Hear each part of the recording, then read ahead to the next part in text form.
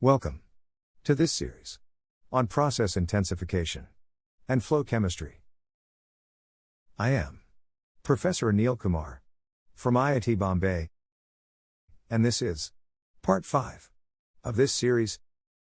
In this session, we will focus mainly on the application of continuous flow chemistry for time-resolved synthesis.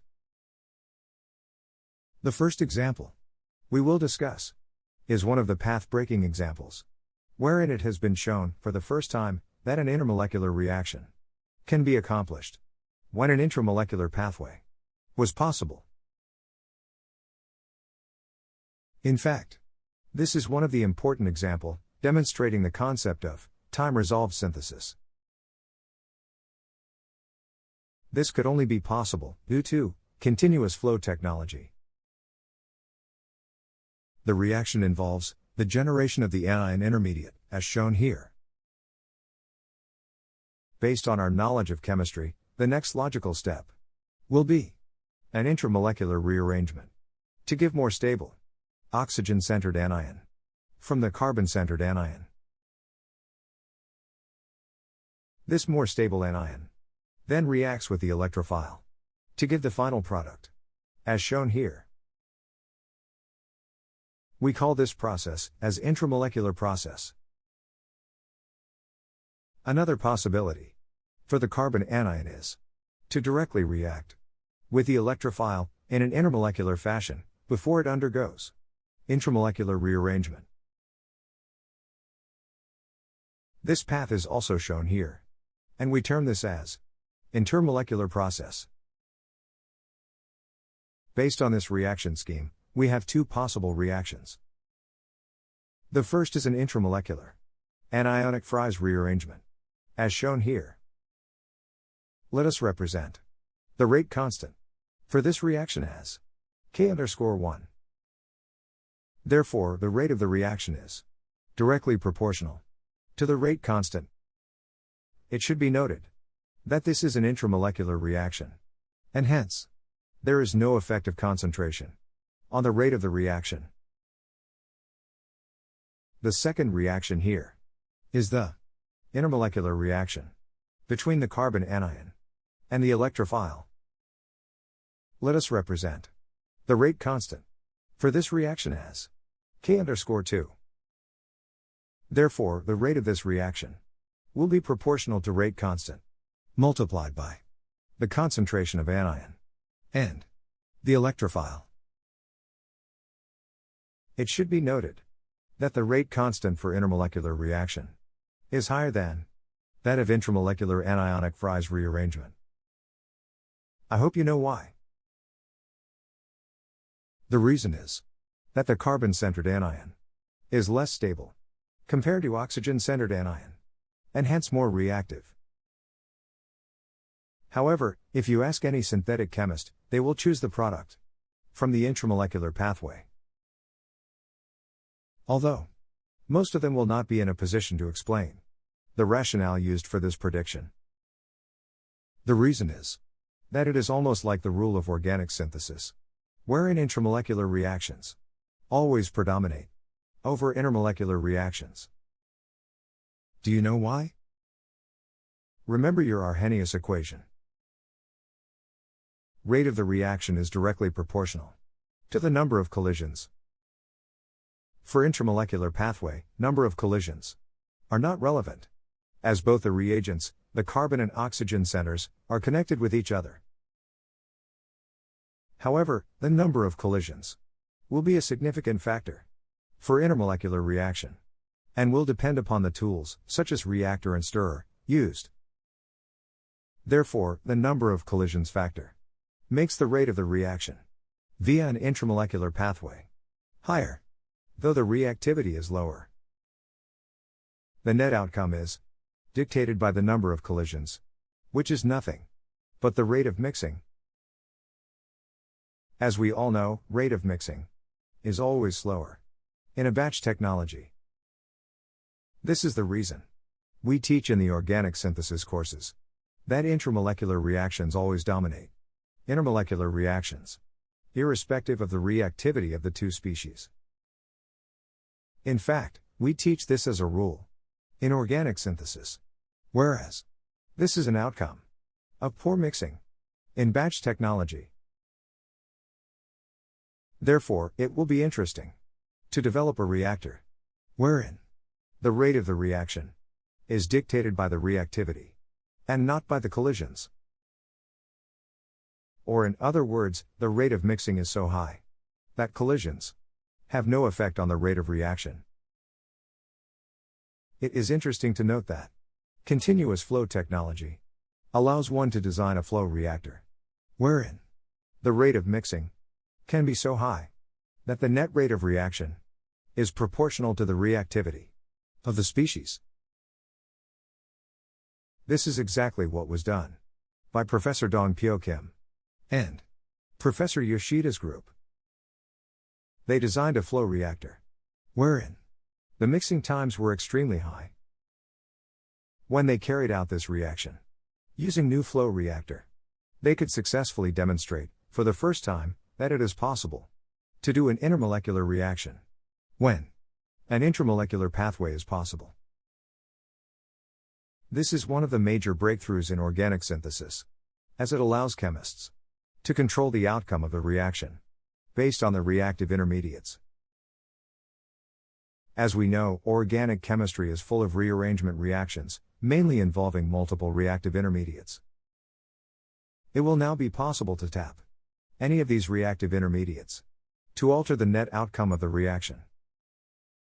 Therefore, it will not be very far when we see new retrosynthetic routes being developed for the existing products.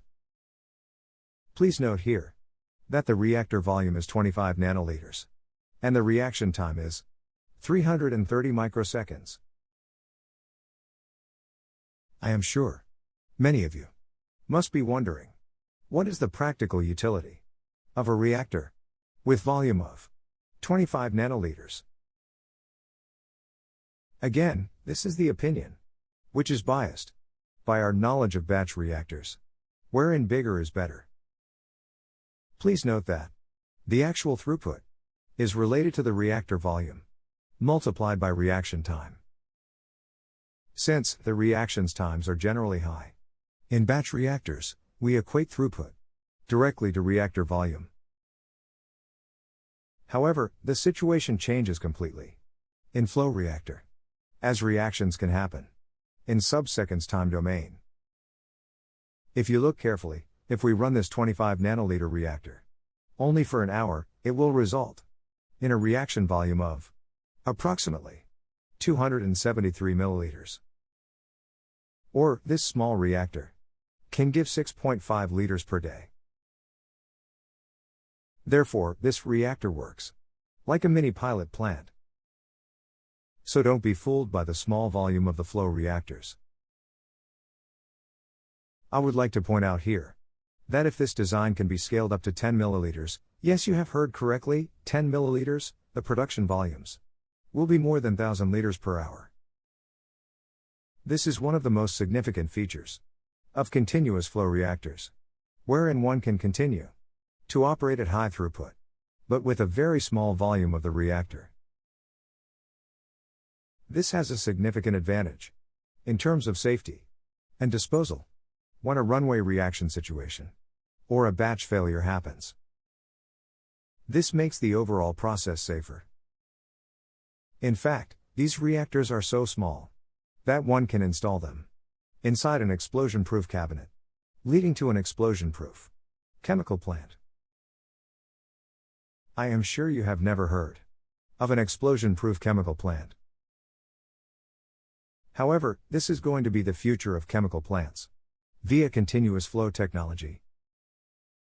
So a reactor volume of as small as 10 milliliters can give production capacity, which is much larger than most of the large chemical plants.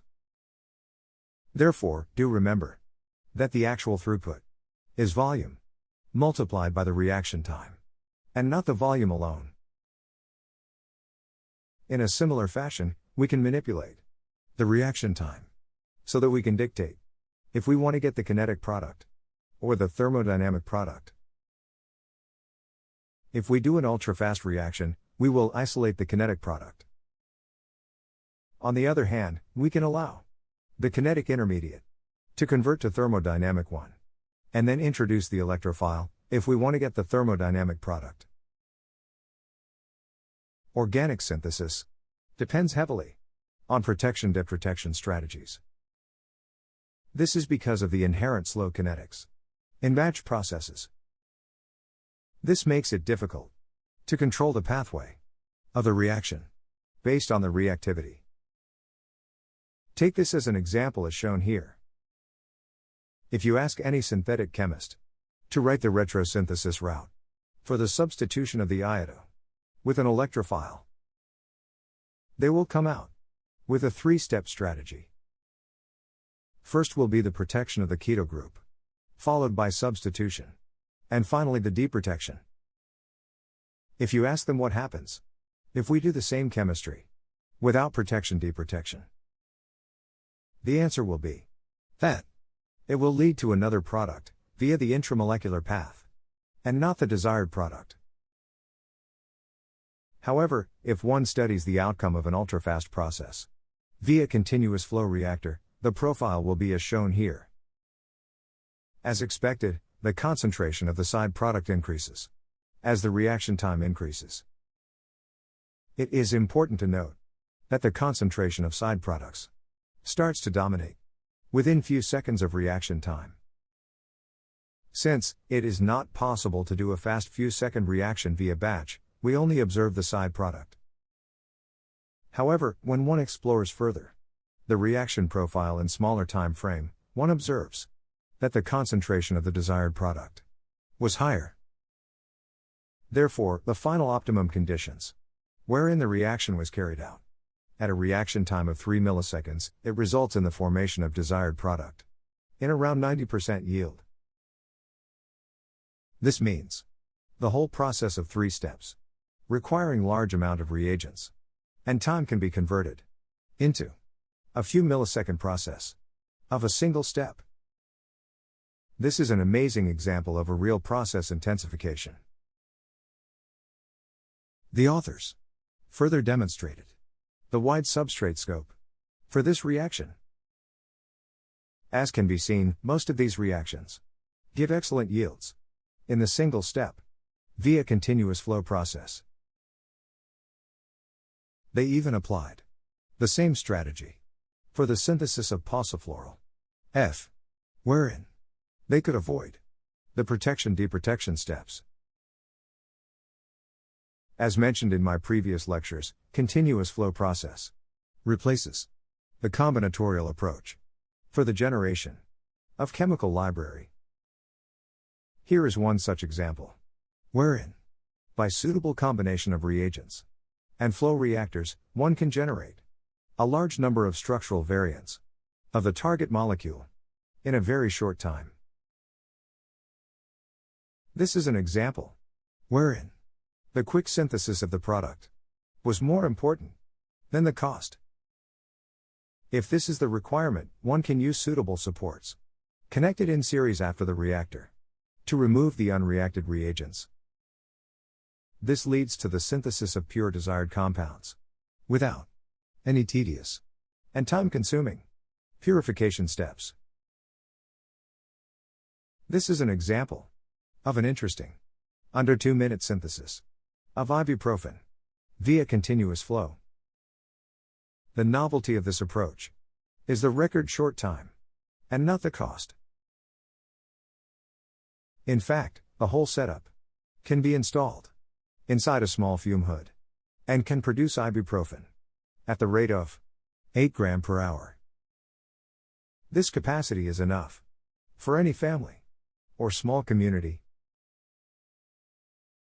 This, in fact, opens up the novel concept of pharmacy on demand. Instead of the centralized bulk production, one can go for community-based small production setups. In fact, this is what the MIT group demonstrated. They developed a refrigerator-sized machine, which has all the required tools to carry out multi-step synthesis, including purification and formulation. They demonstrated that this machine can generate 100 to 1,000 doses of the FDA-approved formulations. This machine is capable of producing 4 different drugs, as shown here. Similar concept has been explored by other groups to develop relevant products like saccharides or peptides. One can also develop fully autonomous flow reactors with built-in capabilities of reaction workup and analysis. This enables us to incorporate robotics as well as artificial intelligence in process optimization and intensification. This is the state of the art in this direction, as reported by Pfizer. They have developed a fully autonomous flow reactor, which is capable of carrying out complete synthesis, workup, and analysis of over 5,000 reactions in 3 days. One can start this reactor, go home and enjoy. When the chemist returns the next day, they get this plot on their computer, which shows the reaction yield for various reactions in different reaction conditions. This is equivalent to the work carried out by a large team of synthetic and analytical chemists over a period of few months. Furthermore, each reaction is carried out here in less than 1 milliliter volume, leading to a huge cost advantage in terms of chemical consumption and also the waste generation as compared to traditional bench chemistry via batch technology. Continuous flow process also allows one to develop chemistry wherein the reagents are immobilized on inert supports. This enables every reagent to be available as solid reagent, which makes it easier to handle an efficient post-process downstream steps. Based on the process, these supports can be connected in series to telescope the whole synthesis without any manual intervention. One such example is shown here, wherein both the enantiomers of roloprem can be synthesized with suitable combination of solid reagents. Professor Shu Kobayashi's group from Tokyo has done significant work in this direction. Let us now summarize the take-home messages from this part. I am sure you all agree that continuous flow technology provides a very attractive alternative to batch technology, which opens us many interesting domains in process intensification. It enables us to do time-resolved synthesis, which can be used to trap reactive intermediates, enabling one to develop new synthetic methodologies. It is possible to operate using small reactor volumes without compromising the throughput via this technology. This makes the whole process intensification much more safe and economically viable. It allows the synthesis to be carried out without protection-deprotection strategies in many cases. Continuous flow technology allows one to develop more efficient and faster synthetic routes. This enables the development of on-site and on-demand production tools. It also enables one to develop fully autonomous reactors for high-throughput synthesis and screening.